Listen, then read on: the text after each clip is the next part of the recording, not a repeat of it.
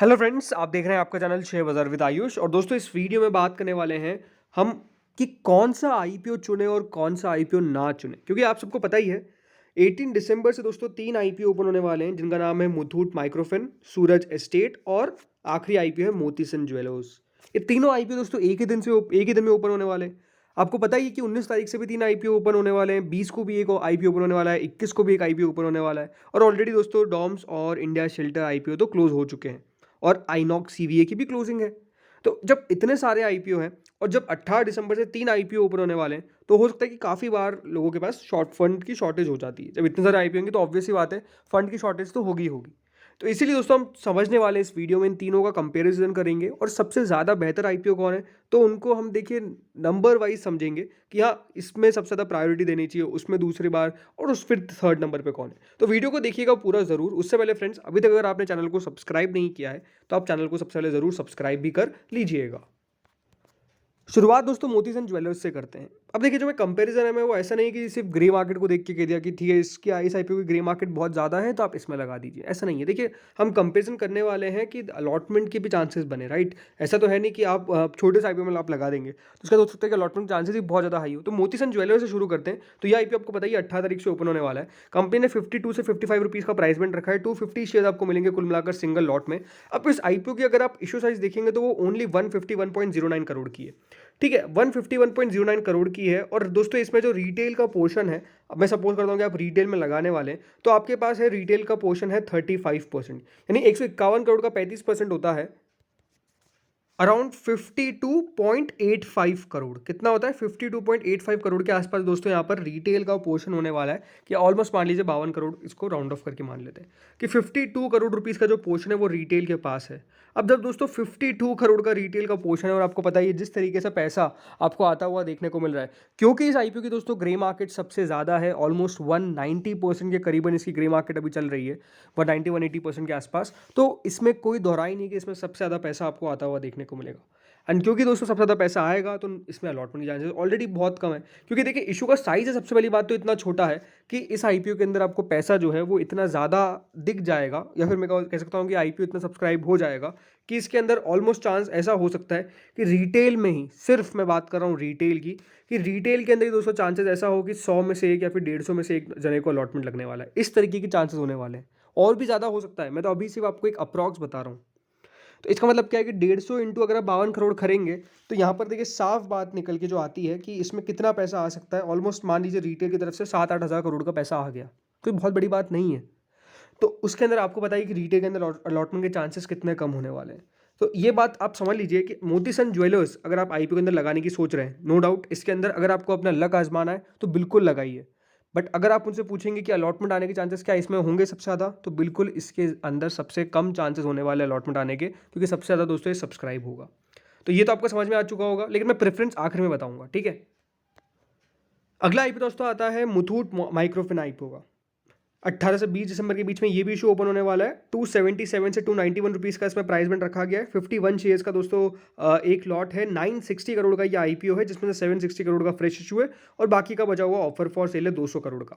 इसमें दोस्तों जो रिटेल का पोर्शन रखा गया है वो रखा गया है 35%, यानी 960 करोड़ का दोस्तों 35% अराउंड बैठता है 336 करोड़ के आसपास। यानी हम इसको मान लेते हैं, क्योंकि इसमें एम्प्लॉय का पोर्शन भी तो 330 करोड़ के आसपास हम मान लेते हैं कि इसमें रिटेल का पोर्शन दोस्तों जो है वो रखा गया है 330 करोड़ के आसपास का।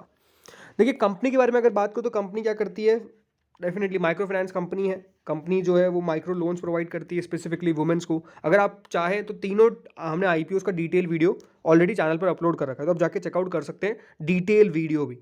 लेकिन जैसे मैंने कहा 330 करोड़ का दोस्तों इस आईपीओ का आपको ऑलमोस्ट रिटेल पोर्शन देखने को मिलेगा। मैं एचएनआई और क्यूआईबी की बात नहीं कर रहा हूँ, एचएनआई की बात नहीं कर रहा हूँ स्पेसिफिकली। तो 330 करोड़ में दोस्तों मेरे हिसाब से इसके अंदर जो रिटेल सब्सक्रिप्शन है वो आएगा, क्योंकि बहुत सारे आईपीओज है और 18 तारीख की मैं बात कर रहा हूँ, तो बहुत सारे आईपीओ है, तो इसके अंदर मेरे हिसाब से रिटेल पोर्शन जो है वो ऑलमोस्ट 6 से 7 गुना से ज़्यादा सब्सक्राइब नहीं होगा। 6 से 7 गुने का मतलब क्या है कि दोस्तों ऑलमोस्ट 2-3 हज़ार करोड़ से ज़्यादा की एप्लीकेशन नहीं लगाने वाले, ये मैं मान के चलता हूँ। क्यों? बिकॉज दोस्तों ऑप्शंस काफ़ी सारे अवेलेबल है। तो ऑप्शंस क्योंकि अवेलेबल है तो दोस्तों ये आईपीओ हो सकता है, अगर आप लिस्टिंग गेन चाहते हैं अराउंड 15 से 25% के बीच में, तो ये दोस्तों इशू हो सकता है आपके लिए, जिसके अंदर अलॉटमेंट के चांसेस भी ज़्यादा रहेंगे, बेटर रहेंगे, और इस इशू के अंदर अलॉटमेंट, जैसे मैंने कहा, लिस्टिंग गेन भी कितना हो सकता है, 15 से 25% के बीच में। अब देखिए मार्केट नीचे चले जाता है, इसलिए मैंने 15% भी ले लिया है। ग्रे मार्केट तो इससे ऊपर चल रही है, ग्रे मार्केट आखिर में बात कर लेंगे, लेकिन हाँ 25% से 15 से 25% के बीच में अगर आपको लिस्टिंग गेन चाहिए तो ये इशू हो सकता है, इसमें आप पैसा लगा सकते हैं। ठीक है, अब तीसरा आईपीओ के बारे में बात करते हैं, सूरज एस्टेट डेवलपर्स। ये भी इशू ओपन होने वाला है। प्राइस पॉइंट कंपनी ने सेट रखा है 340 से 360 रुपीज़ पर शेयर का। 41 शेयर्स का सिंगल लॉट है, 400 करोड़ का दोस्तों ये आईपीओ है, पूरा का पूरा फ्रेश इशू है। और इसके अंदर दोस्तों जो रिटेल का पोर्शन रखा गया है वो रखा गया है 35% का, यानी 400 करोड़ का दोस्तों ये इशू है, उसमें से 35% का दोस्तों रिटेल पोर्शन है, जो बैठता है अराउंड 140 करोड़। तो 140 करोड़ का दोस्तों यहाँ पे जो रिटेल पोर्शन है वो बेसिकली रखा गया है। अब कंपनी के बारे में आपको छोटी सी चीज़ बता सकता हूँ कि कंपनी बढ़िया है, बट ज़रूर दोस्तों वैल्यूएशंस और कह सकते हैं real estate as a sector के कारण हो सकता है कि दोस्तों कंपनी को इतनी प्रीमियम भी ग्रे मार्केट में ना मिल रही हो।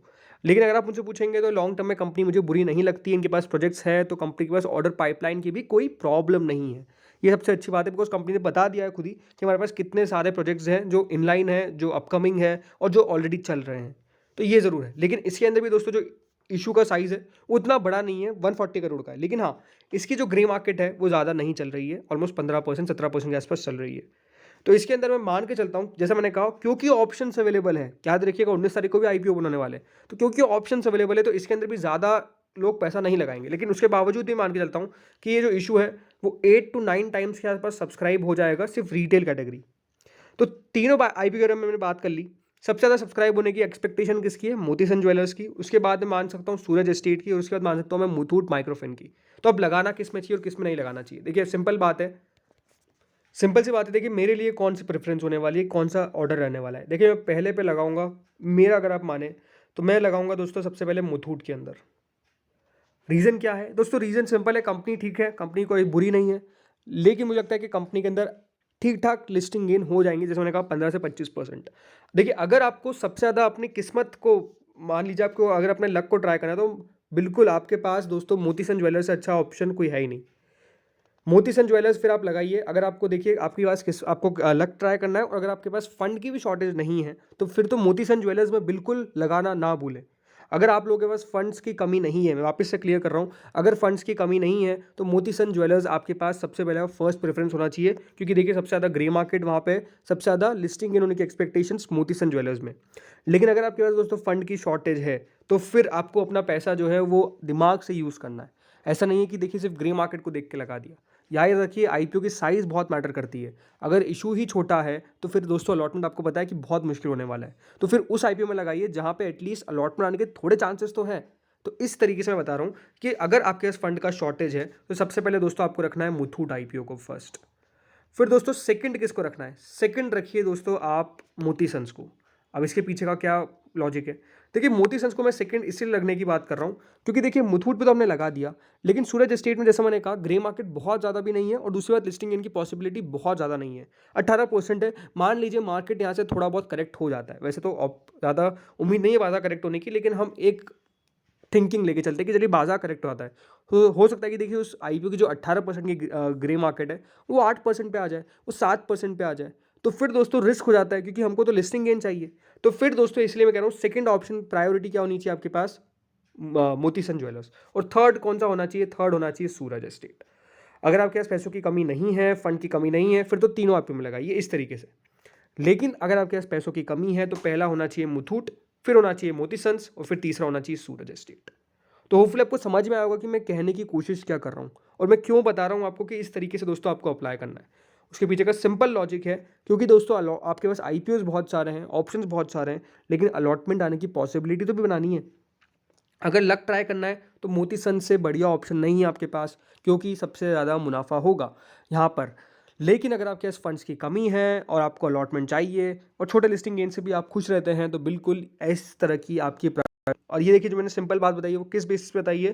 ज़्यादातर दोस्तों कैलकुलेशंस करके कि किस में ज़्यादा चांसेस है अलॉटमेंट आने के। तो होपफुली आपको समझ में आया होगा। बाकी आप लोगों की प्रायोरिटी क्या होने वाली है? हाँ, एक बार मैं आपको तीनों की ग्रे मार्केट करंट शो कर देता हूँ।